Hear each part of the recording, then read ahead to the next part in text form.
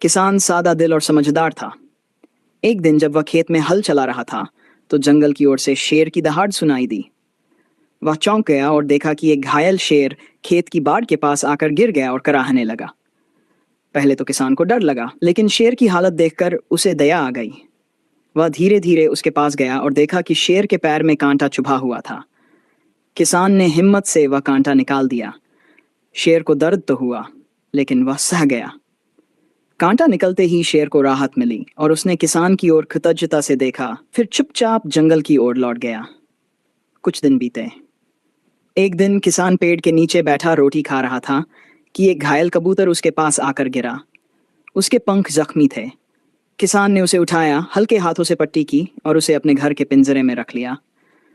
कुछ ही दिनों में कबूतर ठीक हो गया और उड़ने लगा, लेकिन वह किसान से इतना जुड़ गया कि उसने वहां ही रहना पसंद किया। इसी दौरान एक तोता भी किसान के घर के पास आकर रहने लगा। वह बहुत बातूनी और चालाक था और दिन भर किसान से बातें करता रहता। किसान, कबूतर और तोते की एक अनोखी दोस्ती बन गई थी। एक रात किसान सो रहा था कि कुछ चोर उसके घर में घुस आए। तोते ने जोर जोर से चिल्लाना शुरू किया, चोर आ गए, चोर आ गए। कबूतर ने भी अपने पंख फैलाए और खिड़की के शीशे से टकराकर आवाज की। किसान जाग गया और शोर मचाने लगा।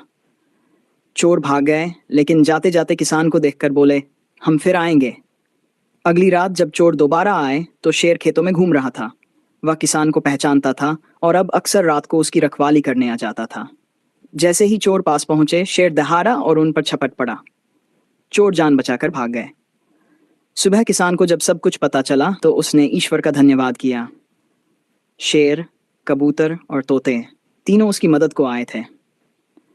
निष्कर्ष, किसान ने बिना किसी स्वार्थ के शेर, कबूतर और तोते की मदद की थी, और जब उस पर मुसीबत आई तो वे सभी उसकी मदद के लिए पहुंचे।